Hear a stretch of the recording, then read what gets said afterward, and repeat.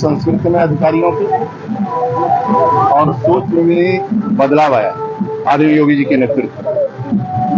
महत्वपूर्ण है कि इधर से 15 जिलों में जो सिंचाई होती है हमारा भीमगोड़ा बैराज से, लगभग वर्षों से जो सीपेज हो रहा था हजारों क्यूसेक पानी, वह आदरणीय योगी जी के निर्देश गेट भी नहीं बंद किया गया और जो सीपेज था वह बंद किया गया और गेट चेंज हुआ, जिससे हमारे 15 जिलों के किसानों को इसका लाभ मिला, सिंचाई सुदृढ़ हुई और मजबूत हुआ। बाढ़ का भी हमारा काम जो यहाँ है, जिस प्रकार हमारा कटान था बंधे और सुरक्षित थी, ट्रेटा पर मतलब जो समुद्र में लगाया जाता है उससे अब बंधे को भी सुरक्षित और संचित करने का काम किया गया है कि संरक्षित बना रहे और सुरक्षित रहे। उत्तर प्रदेश में भी पूरे बाढ़ की परियोजना हमारी 15 जून तक कंप्लीट हो जाता है और पेमेंट भी हो जाता है, अधिकांश पेमेंट हो जाता है।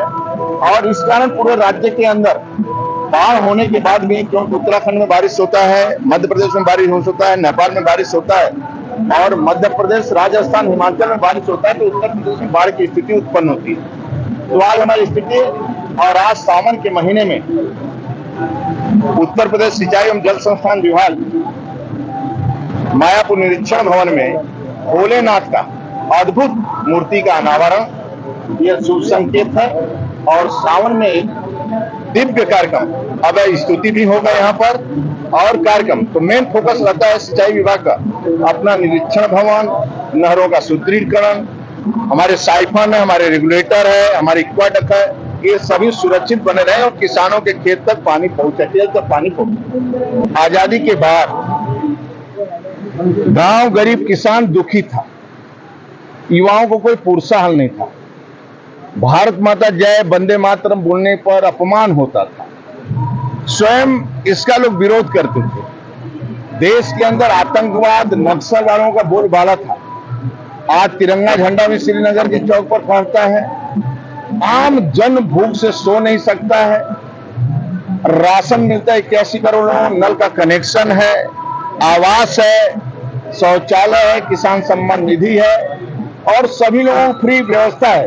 और नक्सलवाद भी 126 जिलों में समाप्त हो गया है और जम्मू कश्मीर में भी जो सेना के ऊपर पत्थर फेंका जाता है तो वह भी समाप्त। तो धीरे धीरे जो लोकप्रियता बढ़ रही भारतीय जनता पार्टी की सरकार की, उसके कारण लोगों को कोई सुझाव कुछ दिख ही नहीं रहा है और जनता जनार्दन का पुरसा हल न होकर केवल उल जुलूल का काम करना। आप विपक्ष में हैं तो सरकार की जो कमियां सदन के अंदर बोलिए, उठाइए। न सदन चलने चाहते हैं, न व्यवस्थित रूप से संविधान का पालन करेंगे, न संविधान के अनुसार चलेंगे, तो ऐसे चलता नहीं। तो कांग्रेस हमेशा इसी तरह रही है, नेहरू से लेकर सोनिया गांधी तक। आपको ध्यान होगा सोनिया गांधी ने देश के गौरव अटल बिहारी वाजपेयी को सदन के अंदर बोली थी निकम्मा है, भ्रष्ट है। जब वो खड़े हुए जवाब देने के लिए, और सांप्रदायिक है, जब खड़े हुए जवाब देने के लिए बोले किस डिक्शनरी में मैडम निकाला ये सब। आज तक 40 वर्षों में हमारे ऊपर कोई धब्बा नहीं लगा पाया कोई राजनीतिक दल, और नेहरू से लेकर इंदिरा गांधी तक सभी लोग सम्मान करते थे। आपने किस डिक्शनरी से निकाला? और सांप्रदायिक किस चीज का? भारत माता की जय बोलना सांप्रदायिक है, वंदे मातरम कहना सांप्रदायिक है, राम मंदिर की निर्माण करना सांप्रदायिक है बात करना, और अपनी को हिंदू सांप्रदायिक कहना है तो हिंदू सांप्रदायिक कहने में आता है तो हम सांप्रदायिक हैं। तो वह और बोले कि यह समस्या का समाधान आने वाले समय में होगा। आज स्थिति है कि चाय बेचना देश का प्रधानमंत्री बना तो यह सभी समस्या का समाधान। कुंभ के लिए हमारे सिंचाई विभाग द्वारा कुंभ के दिन जो कुंभ लगने वाला है यहाँ जनवरी से, पूरी हमारी तैयारी है। बाकी भी व्यवस्था जो कुंभ का रहेगा, जो भी रहेगा, स्वयं हम लोग बजट देंगे अपने राज्य से और उसकी पूरी तैयारी करेंगे, किसी प्रकार का कठिनाई न हो। मतलब जो हमारे जितने भी सिस्टम यहाँ पर जितने हैं सब सुरक्षित रहें, व्यवस्थित रहें और किसी प्रकार का प्रॉब्लम न रहे, समस्या न हो। तीर्थ यात्रियों को, भक्तजनों को वो सुविधानुसार स्नान करके अपने अपने चले जाएं। तो आदरणीय धामी जी के नेतृत्व में एक अच्छा कुंभ होगा। मुख्यमंत्री यहाँ के लोकप्रिय हैं और अच्छा जो हम लोगों का सहयोग होगा वो भी हम लोग पूरा करेंगे। देखो, इस कैंपस में चूंकि पूर्व में ही हमारा ये ओम एक निर्मित है और ये सांकेतिक ओम है। हरिद्वार को की शोभा भी है, एक प्रतीक चिन्ह भी है और गंगा नदी के पावन तट पे ये अवस्थित है।